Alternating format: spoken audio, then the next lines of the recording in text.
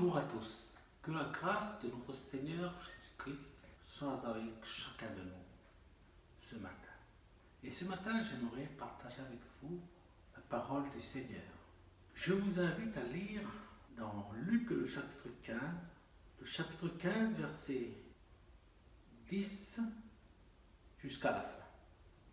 Il dit encore, un homme avait 2 fils. Le plus jeune dit à son père, « Mon père, donne-moi la part de bien qui doit me revenir. » Et le père le partagea son bien. Peu de jours après, le plus jeune, ayant tout ramassé, partit pour un pays éloigné, où il dissipa son bien en vivant dans la débauche. Lorsqu'il eut tout dépensé, une grande famine survint dans ce pays, et il commença à se trouver dans le besoin. Il alla se mettre au service d'un des habitants du pays, qu'il envoya dans les champs garder les pourceaux.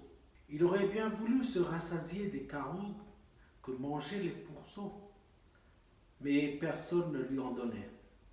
Étant rentré en lui-même, il dit, « Combien de mercenaires chez mon père ont du pain en abondance, et moi je meurs de faim. Je me lèverai, j'irai vers mon père, et je lui dirai, mon père, j'ai péché contre le ciel et contre toi. Je ne suis plus digne d'être appelé ton fils. Traite-moi comme l'un de tes mercenaires. » Et il se leva et alla vers son père. Comme il était encore loin, son père le vit et fut ému de compassion. Il courut se jeter à son cou et l'embrassa. Le fils lui dit, « Mon père, j'ai péché contre le ciel et contre toi. Je ne suis plus digne d'être appelé ton fils. » Mais le père dit à ses serviteurs, « Apportez la plus belle robe et l'en revêtez. Mettez-lui un anneau au doigt et des souliers aux pieds. Amenez le veau gras et tuez-le.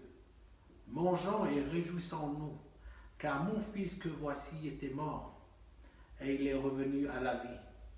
Il était perdu et il est retrouvé. » Et ils commencèrent à se réjouir. Amen.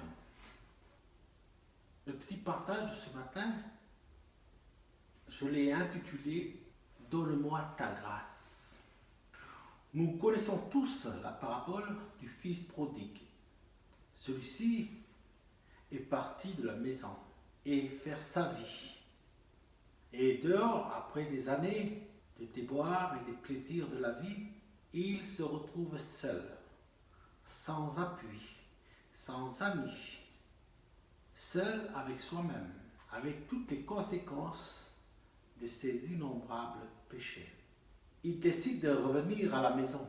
Ce n'est que là-bas qu'il pourra connaître ce qu'il a perdu, c'est-à-dire la paix, la vraie joie, l'abondance, le vrai bonheur. Le fils décida de rentrer chez son père. Et comme il était encore loin, son père le vit et fut ému. Il courut se jeter à son cou et l'embrassa.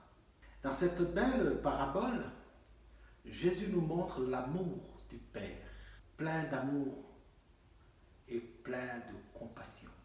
Lorsque nous lisons ce passage de cette belle histoire, c'est le Père qui scrute l'horizon.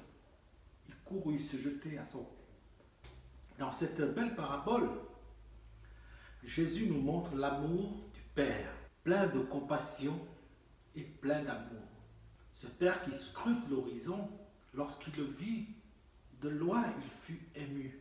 Il se jeta à son cou et l'embrassa.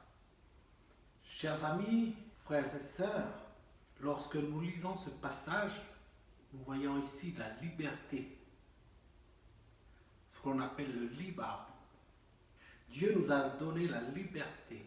Dans cette parabole, il y a un autre frère, c'est l'aîné. Celui-ci est resté à la maison. C'est le plus jeune qui est parti. Et c'est notre personnage principal de ce partage ce matin. Il a quitté la maison pour goûter à la liberté, à la vie, la suite et sa descente aux enfers. Mais il s'est souvenu, lorsqu'il est rentré en lui-même, Il s'est souvenu de sa maison, de ce qu'il possédait.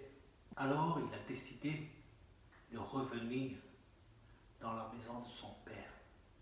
La première pensée ce matin, c'est l'attitude du Père. Comme nous l'avons déjà partagé plusieurs fois, ce que la Bible nous enseigne, c'est que Dieu est un Dieu plein de compassion et de miséricorde.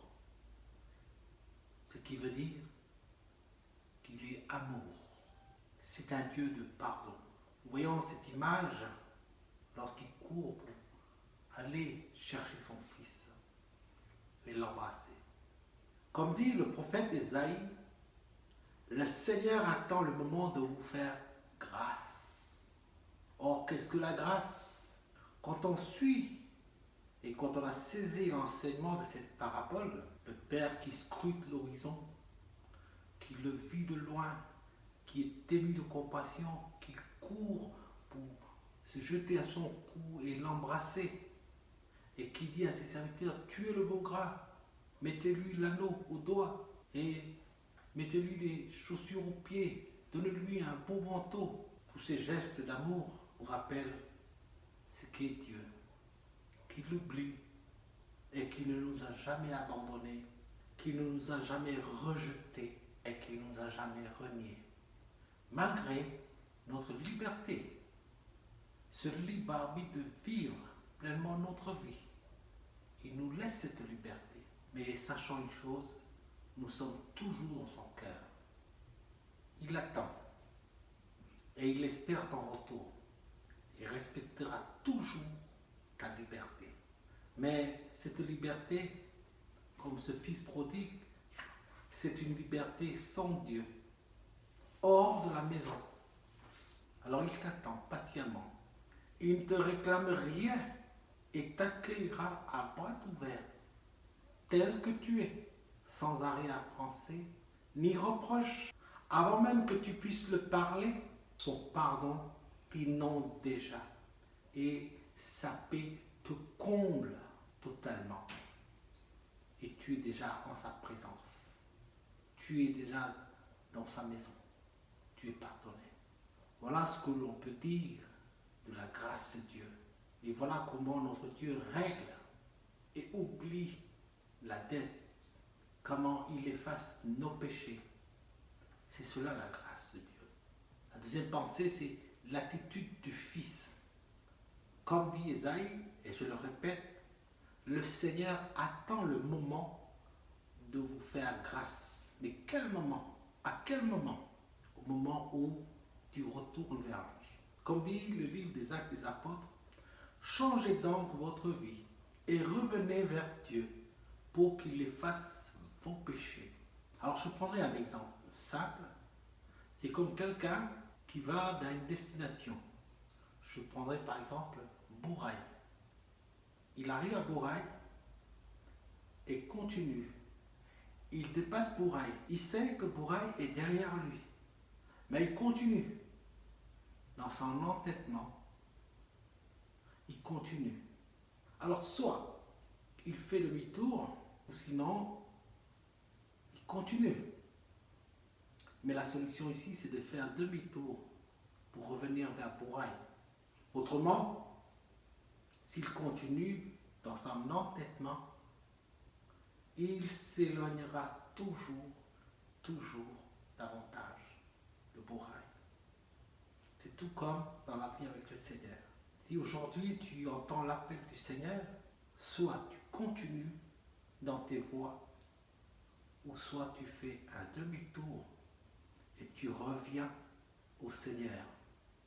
Tu reviens vers Dieu. Autrement, continuer, s'entêter dans ses voies, c'est s'éloigner toujours davantage et encore davantage de Dieu. En dehors de cette maison, il n'y a de salut en aucun autre nom qui a été donné, à savoir le nom de Jésus-Christ. Retournez vers le Seigneur. Et celui qui reste dans ses voies, comme dit la Bible, périra dans ses propres malheurs. Et celui qui revient vers Jésus sauvera sa vie et Dieu l'accueillera dans sa maison. Alors, prions ensemble avec moi. Père, j'ai péché contre toi, je ne mérite rien. Accorde-moi ton pardon. Et dans ta grâce, Seigneur, je sais que tu es bienveillant. Je sais que tu es plein de fidélité et d'amour. Et je sais que tu accordes ton pardon. Et je sais aussi que tu m'offres la vie en Jésus-Christ. Car, comme dit ce Père, celui qui était mort est revenu à la vie. Et celui qui était perdu, il a été retrouvé. Repentir et changer de vie. Et convertissez-vous. Et revenez au Seigneur. Que le Seigneur nous bénisse. Amen.